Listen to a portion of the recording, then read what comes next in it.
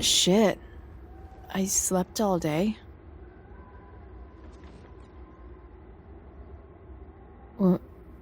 What the hell? Throughout Before the Storm, Chloe experiences anxiety dreams with her father, who is also being watched and controlled by a raven. If you watched my previous theory, I explained that the raven is in control of all the important events that happens and will happen within the Life is Strange series. During episode 2, after fixing up her truck in the junkyard, she ends up falling asleep and finds herself trapped in another nightmare.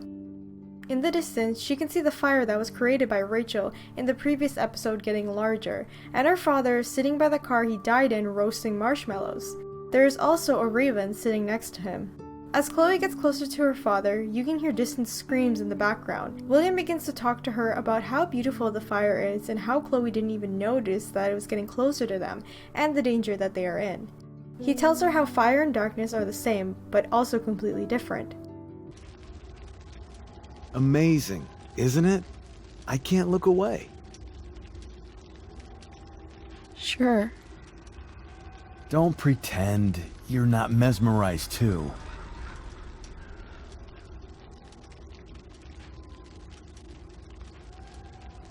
See? You're so drawn to it, you don't even realize the danger. Danger? Fire blinds us, just like darkness. But darkness blinds with absence, with loss. What does fire blind with? Beauty.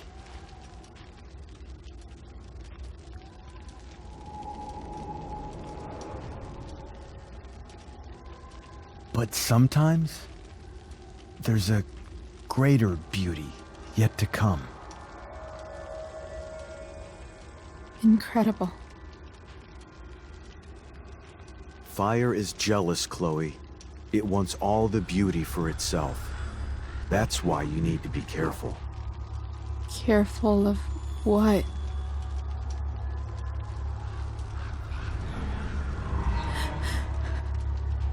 Of getting burned.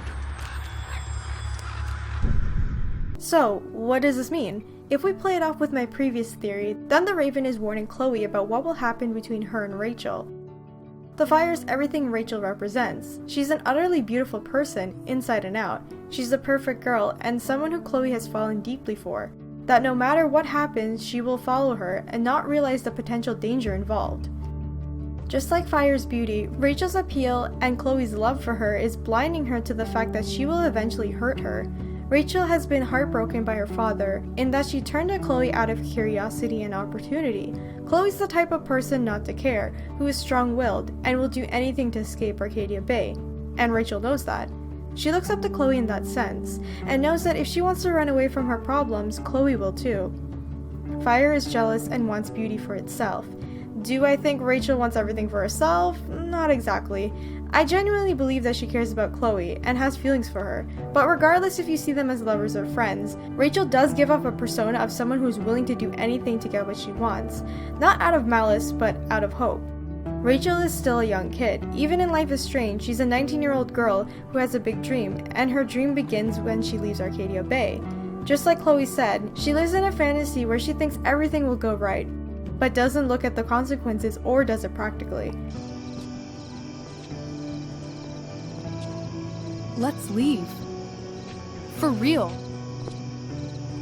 For real, huh? You said you wanted to skip town and never look back. Like I said last night. Let's do it. I know. I've been thinking about that all day. But that was... Don't say it was just a crazy thought.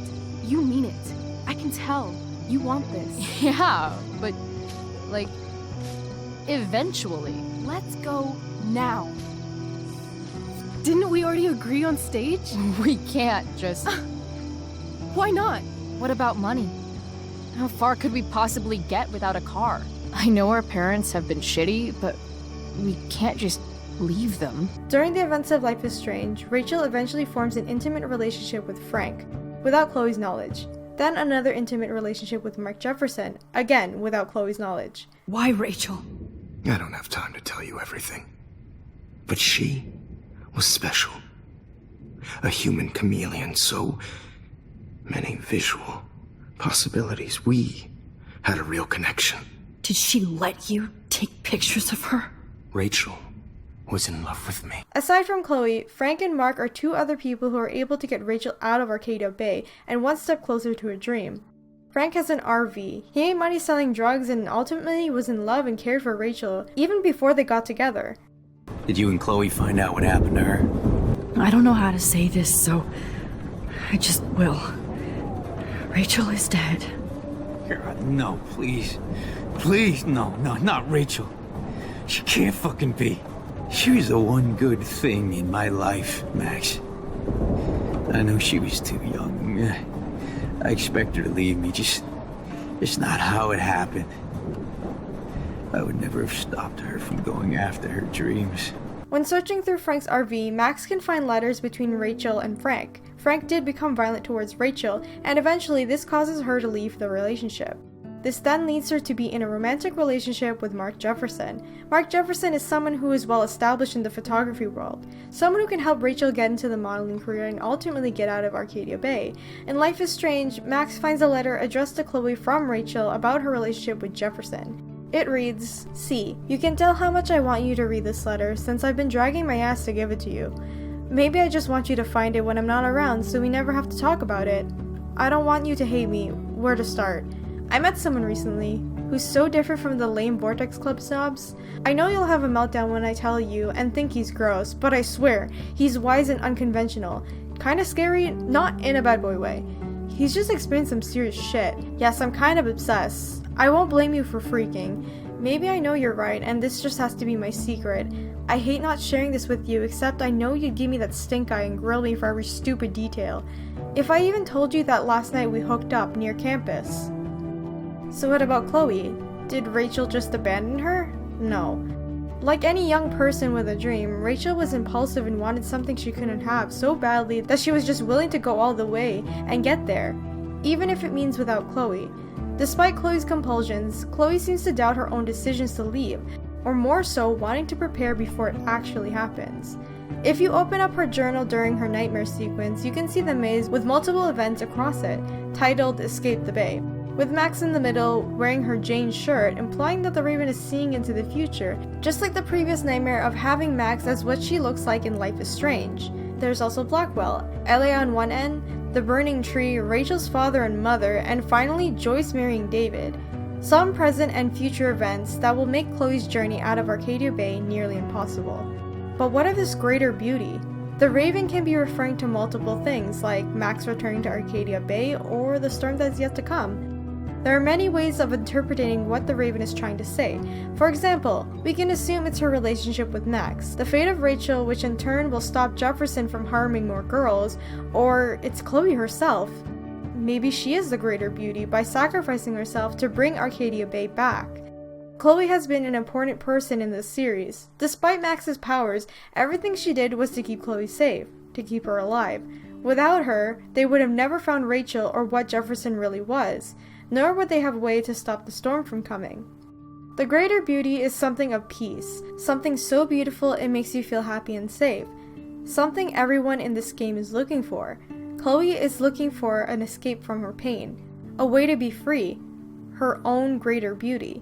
She is broken and hurt from all the pain she has experienced as a child. As she gets older, it unfortunately gets worse and worse for her. Her dream of leaving Arcadia Bay either never happens or ends up in more pain.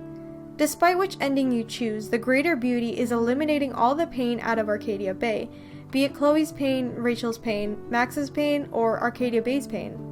Whether Chloe can actually see the Raven in her dreams, it's clearly manipulating her with her own pain of her father, in order to set the events of this series in action. The Raven wants the greater beauty to become a reality, bringing it to Arcadia Bay after all the corruption and pain that has happened over the years. Arcadia Bay is cursed, and it wants to take back everything that was taken away from it.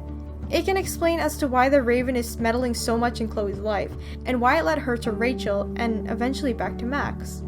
Chloe, Rachel, and Max are all connected to one another, and whether they know it or not, all three girls are the ones to save Arcadia Bay and bring the greater beauty into light. The Raven is just a puppet master, orchestrating it all from afar.